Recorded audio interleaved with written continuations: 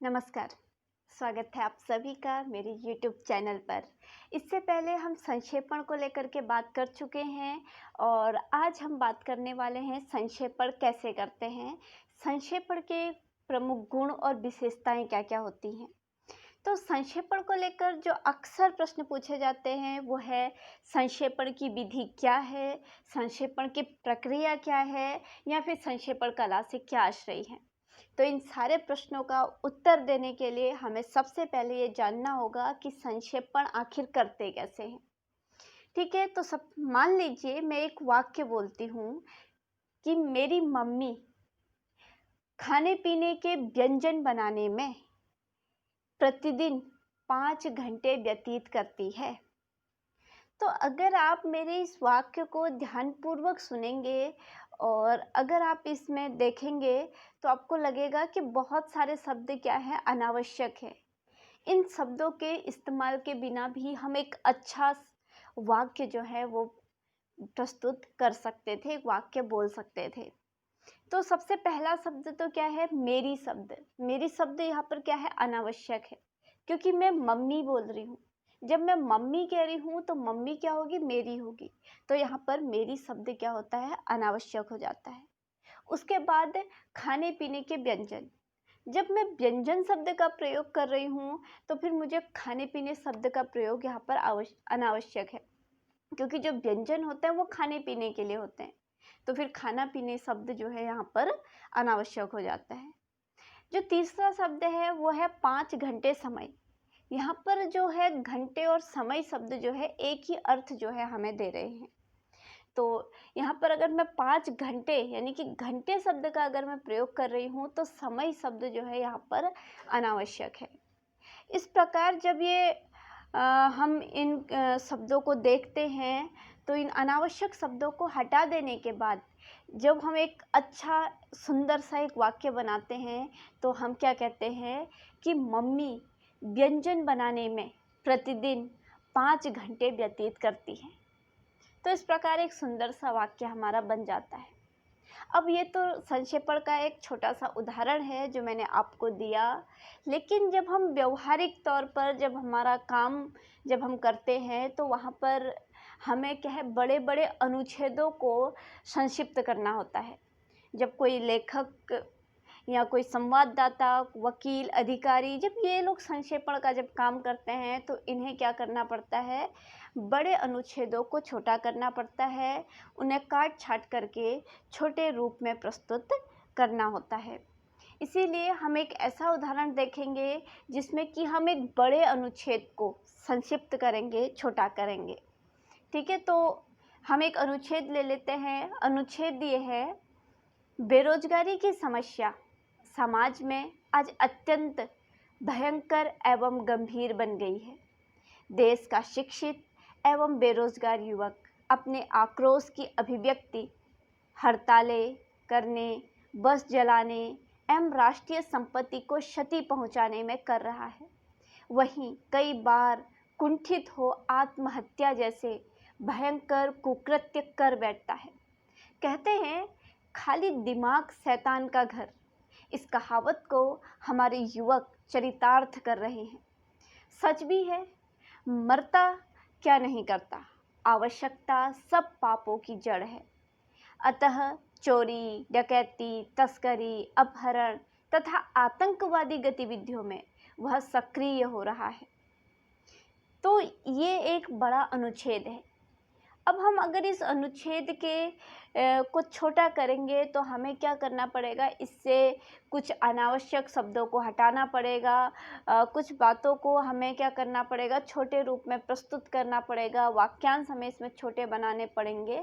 लेकिन जो मूल भाव है, जो बात इसमें कही जा रही है, जो इसका मूल भाव है, वो हमें जो है इसके संक्षेपण में भी हूबहू वैसा ही रखना पड़ेगा। तो आइए देखते हैं, अब अगर हम इसका संक्षेपण करते हैं तो क्या हमारा संक्षेप निकल के आता है। तो हमारा संक्षेपण ये है, बेरोजगारी की गंभीर समस्या से व्यथित शिक्षित बेरोजगार युवक हड़ताल, तोड़फोड़ आदि कर रहे हैं, कई बार आत्महत्या कर बैठते हैं। वस्तुतः आवश्यकता सब पापों की जड़ है। इसी से वे असामाजिक गतिविधियों में सक्रिय हो रहे हैं। इस प्रकार हमने इसका क्या कर दिया, 1/3 भाग में इसका संक्षिप्तीकरण कर दिया, यानी कि 1/3। जो मूल हमारा अनुच्छेद है उस अनुच्छेद को हमने केवल क्या है 1/3 भाग में संक्षिप्त कर दिया। तो ये हमारा क्या होता है, संक्षेपण होता है।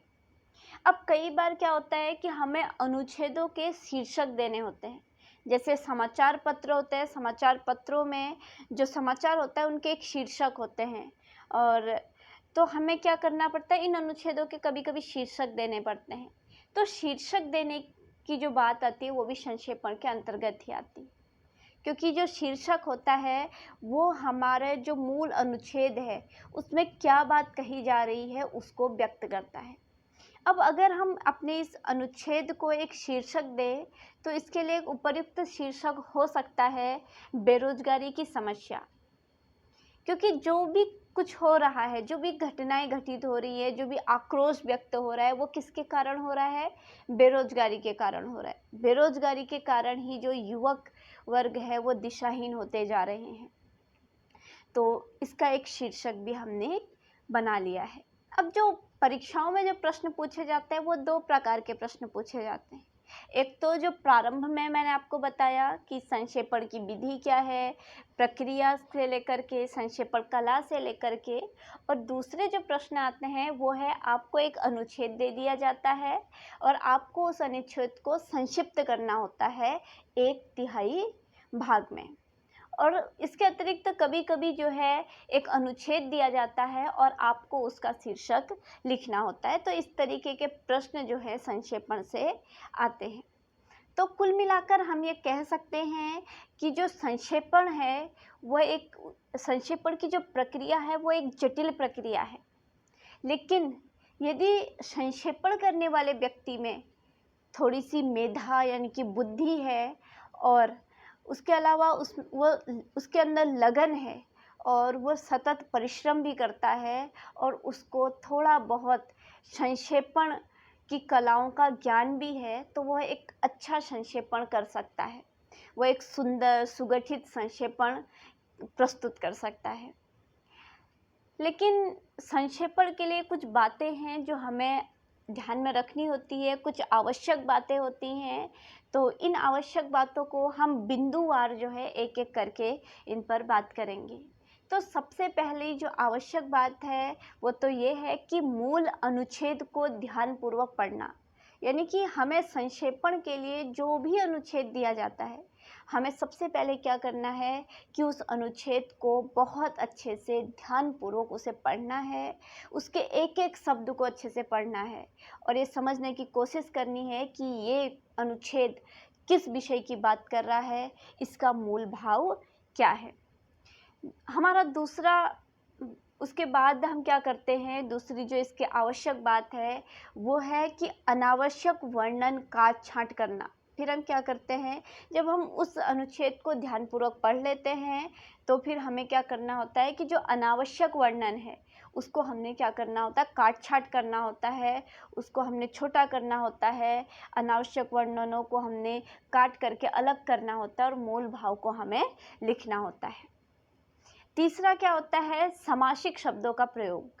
अब हम क्या कर सकते हैं, जो अनुच्छेद है उसमें हम समासिक शब्दों का प्रयोग कर सकते हैं, यानी कि समास के शब्द कैसे होते हैं कि जैसे एक लंबा शब्द है, क्या है, एक लंबा शब्द क्या है कि प्रति मास प्रकाशित होने वाला या प्रति मास होने वाला, तो इसको हम क्या कह सकते हैं, मासिक शब्द कह सकते हैं। तो इस प्रकार हम शब्दों को छोटा करके संक्षेपण में लिखते हैं, इसलिए हम इसमें समास शैली का अधिक से अधिक प्रयोग करते हैं ताकि हमारा जो संक्षेपण है वो छोटा छोटा बन जाए और उसका अर्थ भी जो है वो मौलिक बना रहे। इसके अतिरिक्त जो इसके आवश्यक जो बातें हैं हमको ध्यान रखनी है, उसमें क्या आता है कि जो हमारा संक्षेपण है वो क्या होना चाहिए, छोटा होना चाहिए, उसमें कम से कम शब्दों का प्रयोग होना चाहिए। ये बात हमने ध्यान में रखनी है।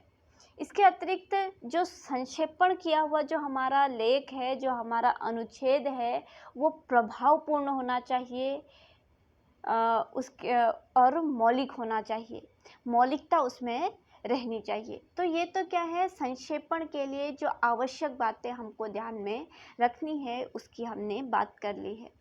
तो अब इस सारे अध्ययन के बाद आप लोग समझ गए होंगे कि संक्षेपण के गुण और विशेषताएं क्या-क्या होनी चाहिए। तो एक बार फिर भी मोटे-मोटे तौर पर इसकी विशेषताओं पर अगर बात करते हैं, तो संक्षेपण की जो सबसे पहली विशेषता है, वो तो क्या है कि संक्षिप्तता है। यानी कि संक्षेपण कैसा होना चाहिए? संक्षिप्त होना चाहिए, छोटा होना चाहिए, कम शब्दों का होना चाहिए। दूसरा जो है, संक्षेपण सरल और क्रमबद्ध होना चाहिए। संक्षेपण की दूसरी विशेषता कि संक्षेपण कैसा होना चाहिए? सरल होना चाहिए। उसके जो वाक्य बहुत ज़्यादा कठिन नहीं होने चाहिए और उसका जो क्रम है वो बरकरार रहना चाहिए। यानी कि जो क्रमबद्धता अनुच्छेद में है, वही क्रमबद्धता संक्षेपण में भी रहनी चाहिए। इसके अतिरिक्त इससे पहले हमने बात की थी कि मौलिकता, संक्षेपण में मौलिकता होनी चाहिए, मौलिकता उसकी बरकरार रहनी चाहिए। तो मौलिकता भी जो है संक्षेपण की प्रमुख विशेषता है। इसके अतिरिक्त जो संक्षेपण की विशेषता है वो है पुनरावृत्ति और दोहराव नहीं होना चाहिए। संक्षेपण में ना तो पुनरावृत्ति होना चाहिए, ना ही दोहराव होना चाहिए। अगर ऐसा होगा तो हमारा संक्षेपण अपने आप बड़ा हो जाएगा। इसके अतिरिक्त जो संक्षेपण होता है वो क्या होना चाहिए? प्रासंगिक और दीर्घजीवी होना चाहिए। यानी कि जो विषय पर बात की जा रही है, संक्षेपण उसी विषय पर आधारित प्रासंगिक होना चाहिए। और संक्षेपण क्या होना चाहिए? दीर्घजीवी, यानी कि एकदम जो है समाप्त होने वाला नहीं होना चाहिए। यानी कि एक अच्छा संक्षेपण अगर होगा तो वो बार बार लोग उसे पढ़ेंगे, बार बार जो है वो उसका प्रयोग किया जाएगा। तो इसलिए संक्षेपण जो है वो दीर्घजीवी भी होना चाहिए। तो इस प्रकार हमारे संक्षेपण को लेकर के पार्ट 1, पार्ट 2 दोनों कंप्लीट हो गए हैं। और आप सभी को, मुझे लगता है कि आप लोग संक्षेपण को बहुत अच्छे से आप लोगों ने समझ लिया होगा। आप लोग मुझे कमेंट में अवश्य बताइएगा कि आपको संक्षेपण को लेकर के ये दोनों वीडियोस आपको कैसे लगे। और फिर भी अगर आपको कुछ नहीं समझ में आया हो, आपके कोई प्रश्न हो या फिर कोई ऐसा प्रश्न जो कि परीक्षा में आया हो और आप उसको लेकर के कंफ्यूज हो, तो आप मुझे भेज दीजिएगा, आप मुझे कमेंट बॉक्स में भेज दीजिएगा, तो मैं उसका उत्तर देने की कोशिश करूँगी। तो आज के लिए इतना ही। आप सभी का बहुत बहुत धन्यवाद।